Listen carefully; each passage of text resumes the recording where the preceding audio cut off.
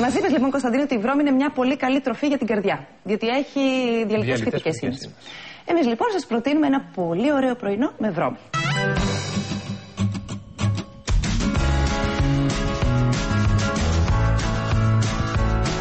Όπως έχουμε πει πολλές φορές, πρέπει να εντάξουμε τη βρώμη στο καθημερινό μας διαιτολόγιο. Γεια σου, Γιάννη. Γεια σου, Ιωάννα. Με ποιον τρόπο σήμερα θα εντάξουμε τη βρώμη στη διατροφή μας? Λοιπόν, είναι ένα από τα αγαπημένα μου πρωινά. Συνήθως σχεδόν κάθε πρωί. Ναι. Λοιπόν, θα φτιάξουμε μια κρεμούλα με βρώμη. Πολύ ωραία. Και είναι μια πολύ γρήγορη και πολύ εύκολη συνταγή. Όπου τι υλικά θα χρησιμοποιήσουμε, γάλα, 2 κούπες γάλα, 1,5 κούπα βρώμη. Ναι. Εναλλακτικά μπορούμε και να το αποφύγουμε βέβαια. Κρέμα γάλακτος light. Όποιος δεν θέλει μπορεί να μην βάλει. Και μέλι.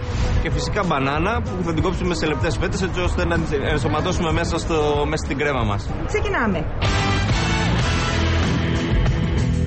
Ωραία, βάζουμε λοιπόν μέσα το γάλα. Γάλα. Την κρέμα γάλακτος χαμηλών λιπαρών. Ας την χρησιμοποιήσουμε. Είπαμε ότι όποιος δεν θέλει, ας μην βάλει, γίνεται το ίδιο ωραία η συνταγή μας. Θα μου ψιλοκόψει μια μπανάνα. Να στην ψιλοκόψω. Όσο θα ψιλοκόψεις την μπανάνα, εγώ θα προσθέτω και το μέλι μέσα. Ωραία. Έτοιμη και η μπανάνα. Έτοιμη. Ναι. Με το μοναδικό τρόπο.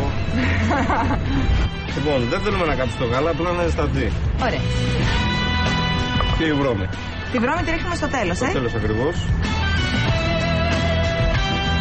Πόση ώρα περίπου ανακατεύουμε, Γιάννη? Δεν θα πάρει παρά από 2-3 λεπτά. Ίσα ίσα που θα δούμε θα δημιουργηθεί μια κρέμα. Ναι. Δηλαδή θα τραβήξει η βρώμη την υγρασία που πρέπει. Θα γίνει κρεμώδης η υφή του, θα λιώσει και η μπανάνα μας. Και είναι ωραία γιατί δεν χρησιμοποιήσαμε καθόλου ζάχαρη, βάλαμε μέλι για να γλυκάνει η κρέμα μας. Έτοιμο? Έτοιμο. Θα μου δώσεις ένα μπολάκι να το σερβίρουμε? Βεβαίως θα σου δώσω. Το σερβίρουμε σε μπολάκι και πρέπει, Γιάννη, να το βάλουμε στο ψυγείο. Αν θέλουμε μπορούμε να το φάμε και ζεστό. Α, ωραία. Εγώ θα πρότεινα να βάλουμε και λίγο κανέλα από πάνω, να δώσουμε ακόμα πιο πολύ άρωμα. Ωραία. Θα βάλεις λίγο εσύ, σε παρακαλώ. Βεβαίως, βεβαίως. Κανέλα, μου αρέσει και πολύ το άρωμά της.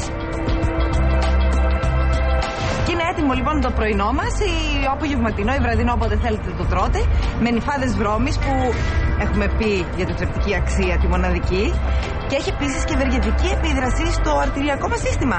Βρώμη παντού λοιπόν, έτσι. Να κάτσεις να δεις και στη συνέχεια που θα πούμε για την υπέρταση, να μάθεις και τα υπόλοιπα. Θα μείνω κοντά σας. Μπράβο. Ευχαριστούμε πολύ, Γιάννη. Και εγώ.